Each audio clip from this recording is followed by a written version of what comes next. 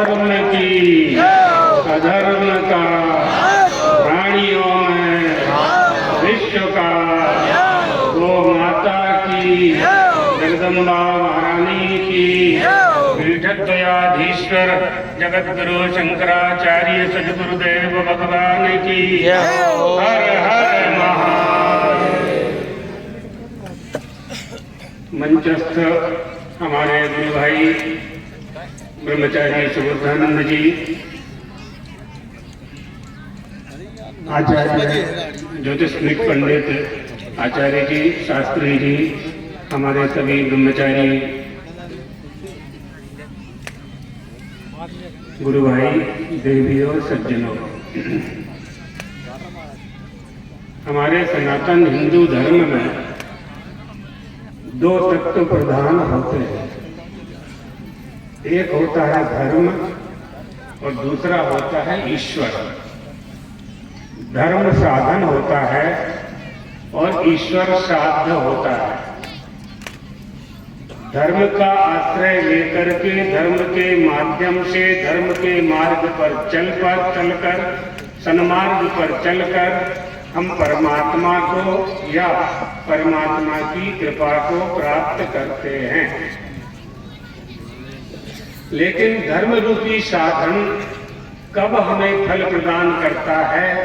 जब हम धर्म के लिए धर्म करते हैं। कैसे समझेंगे? तो एक तो होता है लौकिक किसी वस्तु को प्राप्त करना, या ऐसे समझ लें, एक होता है लौकिक सुख प्राप्त करना और एक होता है अलौकिक सुख प्राप्त करना। लौकिक सुख क्या है? जिसे हम धन या संपत्ति से, क्रय विक्रय से, आदान प्रदान से, लेन देन से प्राप्त कर लेते हैं। अलौकिक सुख वह होता है जिसे हम किसी भी संपत्ति से प्राप्त नहीं कर सकते। तो फिर अलौकिक सुख को कैसे प्राप्त किया जाए? धर्म साधन है, वो साध्य है परमात्मा। धर्म का पालन किए बिना परमात्मा की प्राप्ति होगी नहीं, या सुख की प्राप्ति होगी नहीं, क्योंकि सुख का मूल भी धर्म है। तो अलौकिक सुख बिना साधन के हम कैसे प्राप्त कर सकते हैं? तो प्राप्त कर सकते हैं, बिना धन के प्राप्त कर सकते हैं, बिना संपत्ति के, बिना लिए दिए प्राप्त कर सकते हैं। कैसे? जिनके पास माँ है, जिनके पास पिता है, जिनके पास दादा है, शाम को आप विश्राम के पहले अपने माँ की चरण सेवा करें। चरण सेवा करने से, अर्थात बिल्कुल वर्गी की भाषा में पैर दबाने से जो सुख की प्राप्ति होगी, वह सुख बाजार में लाख रुपया खर्च करने से भी प्राप्त नहीं हो सकता। ये अलौकिक सुख है, ये लेन देन के बिना प्राप्त होता है। एक बालक चरण सेवा कर रहा था, उसका मित्र आया, कहा कि मित्र बाजार चलना है घूमने के लिए। उसने कहा कि चरण सेवा कर रहा हूँ माँ की, अभी मैं नहीं जा सकता। तो मित्र ने पूछा कि चरण सेवा करने से क्या प्राप्त होता है? बोले आनंद की प्राप्ति होती है। तो कहा कि तू 10,000 रुपया ले ले और वह आनंद हमको दे दे। क्या दे सकता है? नहीं दे सकता, कोई नहीं दे सकता, क्योंकि वह अलौकिक सुख तो सुख प्राप्त करने वाला जो व्यक्ति है, अर्थात जो सेवा कर रहा है, निष्काम भाव से सेवा कर रहा है, जो चरण सेवा कर रहा है, उसी को प्राप्त होगा, क्योंकि वह अनुभूत सुख है। हेमंत तो सावर हेमंत टीवी चैनल से उसे प्राप्त नहीं किया गया है, वो प्राप्त है, वो प्राप्त है। जैसे किसी व्यक्ति से आप कहें मिश्री देकर के, या बालक से कहें कि मिश्री खा लो, वो मिश्री खाएगा, फिर आप उससे पूछें कि बोलो मिश्री कितनी मीठी है, तो वो क्या बताएगा, बहुत मीठी है। नहीं, शक्कर से मीठी है या गुड़ से मीठी है या जलेबी से मीठी है, कितनी मीठी है वो कभी नहीं बता पाएगा, कभी नहीं बता पाएगा। सिम चालू है। उसकी सीमा, उसकी अवधि नहीं बता पाएगा कितनी मीठी है। तो वो अंदर से मिश्री लाएगा और पूछने वालों से कहेगा कि मिश्री खाकर के देख लो तो कितनी मीठी है। जितने लोग मंच पे सबका लोग चरण सेवा करने वाला ये कहे कि चरण सेवा, माता पिता की सेवा करने से क्या प्राप्त होता है, तो अपनी माँ की चरण सेवा करके ही वह सुख को प्राप्त किया जा सकता है। दूसरा कोई उपाय नहीं है, नान्या बनता, कोई साधन नहीं है। मित्र कहता है मुझे वह सुख चाहिए, लेते तो पूरा लेते। तो दूसरा मित्र कहता है तेरी माँ है, बोले माँ तो है, तो जा सेवा करके देख, चरण सेवा करके देख, उसके तलियों में सरसों का तेल लगा करके देख, पैर दबा, जो आनंद की अनुभूति होगी वो करोड़ रुपया खर्च करके 100 एकड़ जमीन देकर के भी प्राप्त नहीं किया जा सकता। इसलिए हमारी भारतीय संस्कृति का सबसे पहला उपदेश, वेदों का, शास्त्रों का, उपनिषदों का पहला उपदेश मातृ देवो भव, पितृ देवो भव, आचार्य देवो भव इति अनुशासती भगवती श्रुति, मातृ देवत्वं प्रथमम अभिदधति। माँ की सेवा करने वाले बनो, ये पहला उपदेश हमें धर्म शास्त्रों से प्राप्त होता है, गुरुओं से प्राप्त होता है कि माँ की सेवा करने वाले बनो। ऐसी माँ की यह मातृभूमि जिसे प्रणाम करने के लिए, हम नमस्कार करने के लिए आए, माँ के ऋण को कभी कोई चुका नहीं सकता। एक पति पत्नी थे,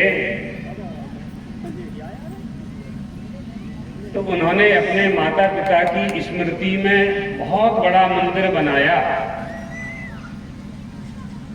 मंदिर की स्थापना की, पूरे गांव को भोजन कराया, यज्ञ करवाया, शाम का समय हो गया, यही समय था सूर्यास्त का, सबको दक्षिणा दी और नारियल लेकर के मंदिर की अंतिम सीढ़ी पर दोनों आए पति पत्नी, और शिखर की तरफ उन्होंने नजर की और नारियल को देख करके और अपने माता पिता की माँ से कहा कि माँ, आज हमने तुम्हारे नाम से यह मंदिर बनाया है, हम तुम्हारे ऋण से उऋण हो गए। ऐसा कहकर के जैसे ही नारियल रखा, वैसे ही पूरा शिखर धड़ धड़ धड़ धराशायी हो गया। आकाशवाणी हुई, आकाशवाणी ने कहा माँ के कर्जे से कभी उऋण नहीं हो सकते, तुम 100 मंदिर बना दो तो भी माँ ने जो तुम्हारी सेवा की, पाल पोष करके जो बड़ा किया, वर्षों तक मलमूत्र फेंक करके तुम्हें पाल पोष करके बड़ा किया, अपने रक्त का दुग्ध बनाकर तुम्हारे शरीर को पुष्ट किया, उसके कर्जा को बेटा कभी चुका नहीं सकता। इसलिए ये बात हम इसलिए बोल रहे हैं ताकि हमें माता पिता की सेवा करने में और मन से निष्ठा पैदा होनी चाहिए। हिंदू होने की पहली प्रतिज्ञा है, गौ माता की सेवा करने वाला हिंदू है, पुनर्जन्म में विश्वास करने वाला हिंदू है, माता पिता की सेवा करने वाला हिंदू है, आचार्य की सेवा वेद का प्रोक्त धर्मेचु वेदाधिकारवान आस्थावान सुप्रतिष्ठा हुई सवई हिंदू ऋतस्मृता। हिंदू होने का लक्षण। इसलिए माता पिता और गुरु की सेवा करना चाहिए। धर्म का पालन करने के बहुत उपाय हैं, लेकिन बहुत सरल उपाय है बताया गया है। गौ माता की सेवा करो, माता पिता की सेवा करो, जननी जन्मभूमिश्च, अपनी जन्मभूमि के लिए जहाँ हमने जन्म लिया है उस जन्मभूमि के लिए यदि हमें कुछ क्षमता है तो हमें वह करना चाहिए। इसलिए हमारी भारतीय संस्कृति धर्म पालन करने के बहुत से विकल्प प्रदान करती है। सबसे और सरल उपाय है सत्संग करना। यज्ञ कर सकते हैं, जप कर सकते हैं, तप कर सकते हैं, यह सब नहीं कर सकते हैं तो सत्संग करें, साधुओं का संग करें। सत्संग पदार्थ है, सत्संग ही सत्पदार्थ है। उस सत्पदार्थ परमात्मा का नाम है। सत्पदार्थ परमात्मना संग शब्द है ना। संग में सत जोड़ देंगे तो सत्संग बन जाएगा, का जोड़ देंगे तो कुसंग बन जाएगा, आ जोड़ देंगे तो असंग बन जाएगा। सत्संगत्वे निश्चंगत्वम, निश्चंगत्वे निर्मोहत्वम, निर्मोहत्वे निश्चलतत्वम, निश्चलतत्वे जीवन मुक्ति। सत्संग करना चाहिए, सज्जनों का संग करना चाहिए, महापुरुषों का, आचार्यों का, शंकराचार्यों का, हमारे अपने गुरुदेव का आशीर्वाद और उपदेश प्राप्त करना चाहिए। वही सत्संग हमें हमारे गुरुदेव का प्राप्त हुआ, उनका आशीर्वाद प्राप्त हुआ। यहाँ से गए थे ज्योतिरीश्वर संस्कृत विद्यालय में अध्ययन करने के लिए गए थे। वहां महाराज श्री जगदीश मंदिर में विद्यमान थे। सबसे पहले जगन्नाथ मंदिर में गुरुजी थे, मंदिर की सफाई हो रही थी। उस समय राजौरिया जी थे, श्यामानंद जी राजौरिया। वहां सर्वप्रथम गुरुजी का दर्शन किया। एक बार गुरुजी बताते थे कि राम राज्य के चुनाव में इस गांव में गुरुजी आए थे। उसके बाद भी एक बार आए, ब्रह्मचारी जी ने बताया। तो वहां गुरुजी ने, वहां कोई था नहीं, भीड़ भाड़ बहुत थी और जगन्नाथ जी की रथ यात्रा की मेला था। और गुरुजी को जाना था काशी चातुर्मास करने के लिए। तो उन्होंने इनको बुलाया, राजेंद्र शास्त्री जी को, कि बनारस से आए हुए थे। उस समय विद्यालय खुले हुए 1 वर्ष हो गया था, संस्कृत पाठशाला खुले हुए। गुरुजी ने इनसे कहा कि विद्यार्थी आया है पढ़ने के लिए, इसको ले जाओ साथ में।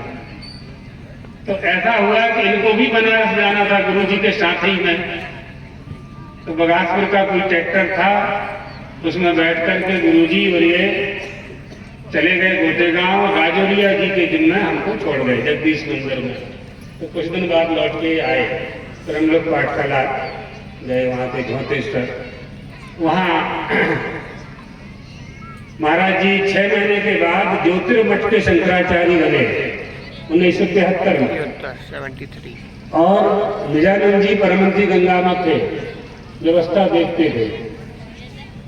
6 महीने के बाद ही महाराज जी ने उनको जोशीमठ भेज दिया। और आश्रम की व्यवस्था कौन देखे, तो महाराज जी ने वो चाबी हमको दिलवा दी। तो विद्यालय से हम आश्रम पहुंच गए। चौबे जी थे, उमादत्त जी चौबे जी। हाँ, धीरे धीरे धीरे धीरे सेवा करते करते उनकी कृपा से आज यहाँ आपके सामने इस आसन पर बैठे हुए हैं। इसमें हमारा कोई पुरुषार्थ नहीं है, इस भूमि का पुण्य है और गुरुदेव का आशीर्वाद है, हमारी माँ हमारे पिता का आशीर्वाद। महाराज जी ने पिताजी को बुलाया ब्रह्मचारी की दीक्षा देने के पहले 1977 में कुंभ मेला में। महाराज जी ने पूछा कि दीक्षा देना चाहते हैं, आपकी आज्ञा, इसे चाहिए। तो पिताजी ने कहा कि यदि आप इसको इस काम के योग्य समझते हैं, दीक्षा देनी चाहिए, इस योग्य है तो हमारी तरफ से हमें कोई आपत्ति नहीं है। ऐसा कहकर के उन्होंने, अब महाराज जी ने दूसरी शर्त रख दी कि माँ से आज्ञा लेकर के आओ। बड़ा कठिन काम था, कौन माँ आज्ञा देती है।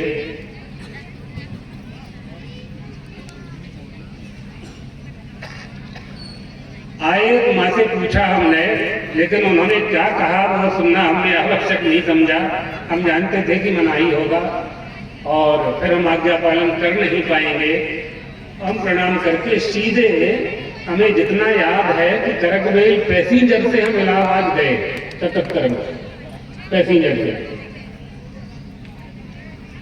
और उसके बाद फिर वहाँ उस समय द्वारका के शंकराचार्य जी आपके कैंप में ठहरे हुए थे।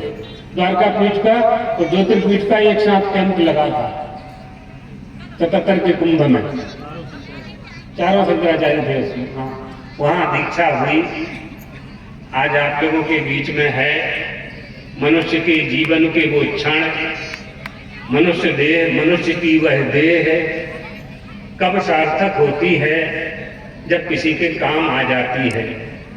आना और जाना पशुओं का भी होता है, मनुष्यों का भी होता है। मनुष्य का आना इसलिए सार्थक हो जाता है कि उसे धर्म ज्ञान है, वह धर्म का पालन कर सकता है।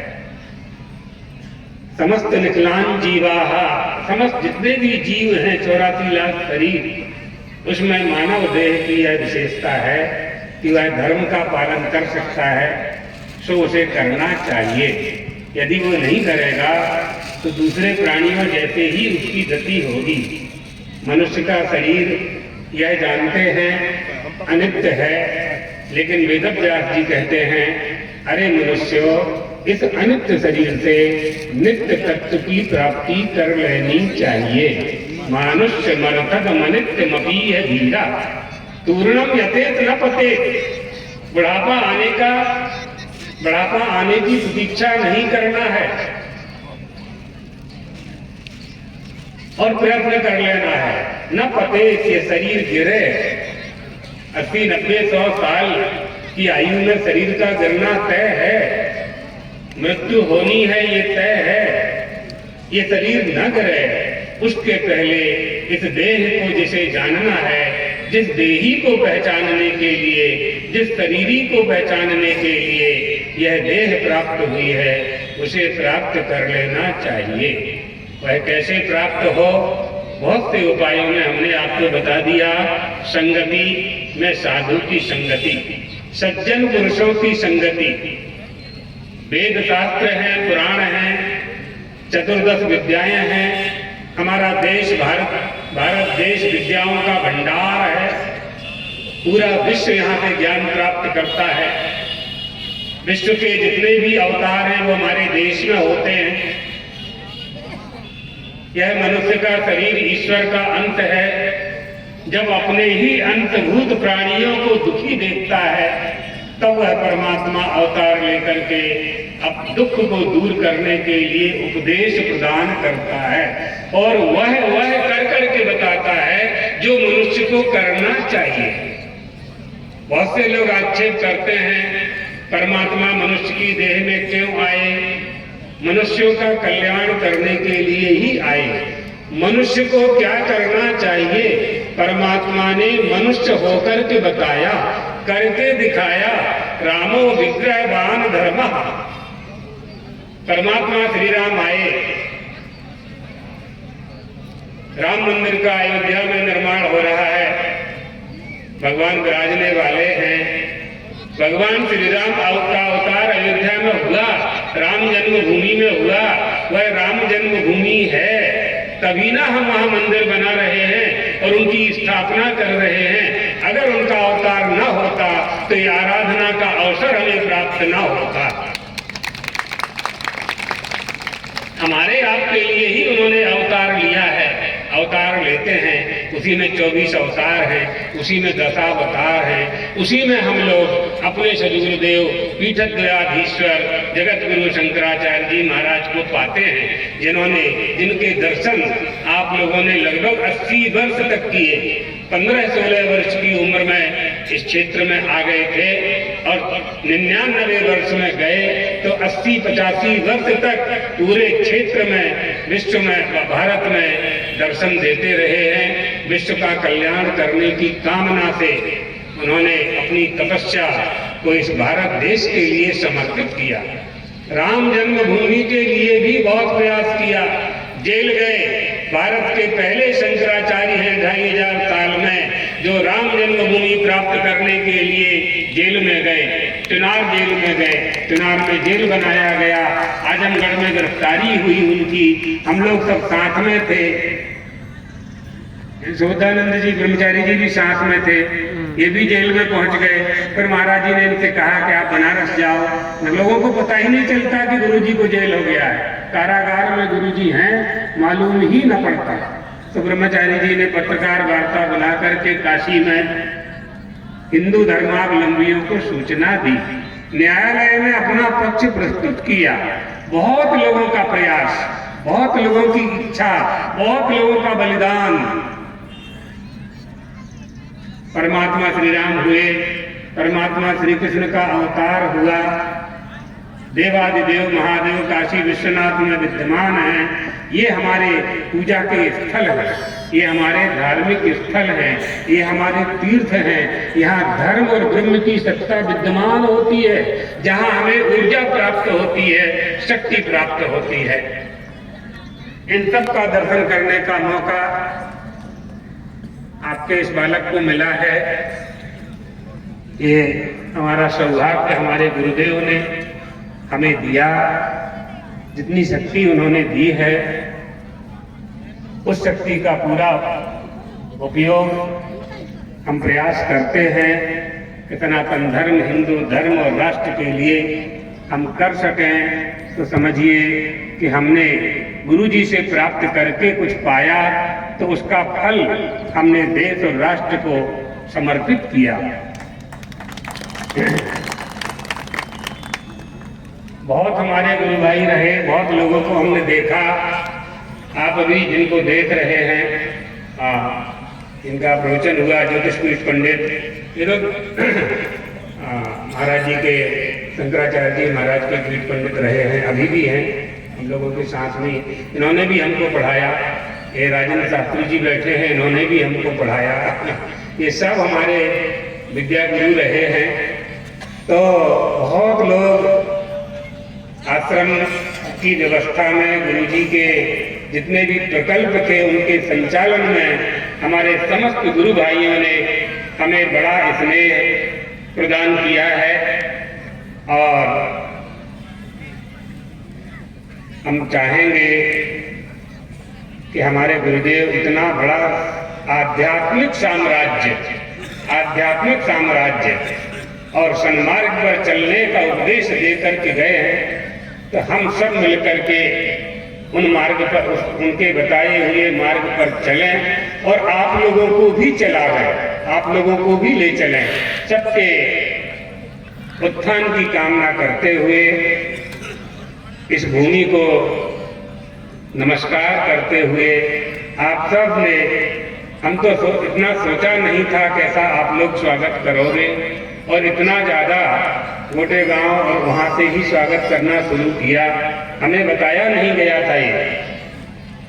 हम तो सोचे कि जन्मभूमि में जाना है और गांव के लोग बैठेंगे तो सुना देंगे हरि कीर्तन करके, लेकिन इन लोगों ने बहुत बड़ा आयोजन बनाया, बहुत से परिश्रम किया होगा। मौसम में साथ नहीं दिया, फिर भी आप लोगों ने ठंडा परिश्रम किया। मौसम बहुत बढ़िया है, हमारा स्वागत नहीं किया है, अपनी संस्कृति लोगों को अच्छा लग रहा है, मौसम पालन किया है। इसी तरह से आपकी बुद्धि धर्म के प्रति समर्पित रहे, इसी मंगल कामना के साथ भगवान द्वारकाधीश का आशीर्वाद देते हुए अपनी वाणी को विश्राम देते हैं।